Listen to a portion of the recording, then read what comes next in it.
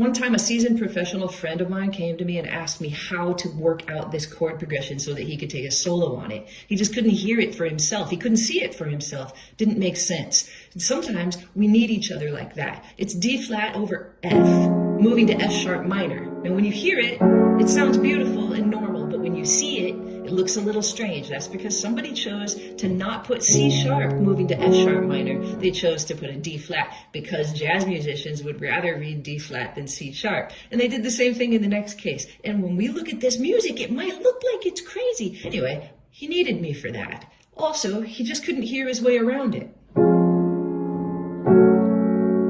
But when I played chords in versions like these, he was like, oh, that makes sense. So to look at it, it didn't make any sense, but to hear it played by a pianist in the correct inversions made sense to him. Then I asked him, what can we do with this now that we know that it can sound beautiful? There's a lot of answers.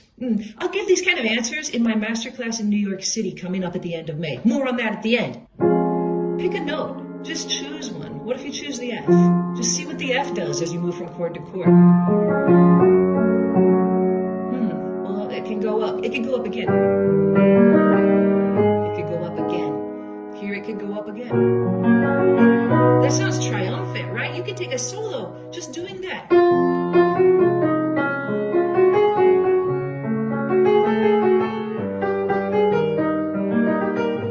That's so beautiful. Is there another note that you could choose? Yeah, there is. What if we chose the A flat? Well, that's so pretty. It goes to B flat here. It could go to B. And then it could go to C sharp. Oh, I love the way that sounds. You could solo based on that. And you could even ask yourself,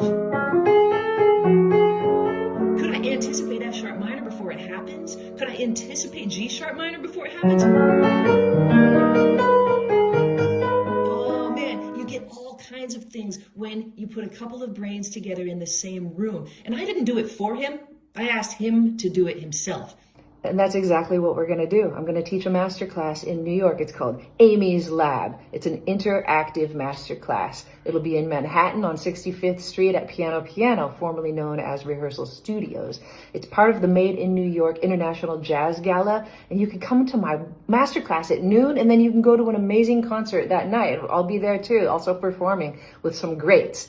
I hope to see you there. We're going to do this kind of stuff. You'll get personal attention and all the things that you've ever learned from my YouTube channel that you wish I was there to hear you try. Well, you can try. I can't wait. Sign up with the link in my bio.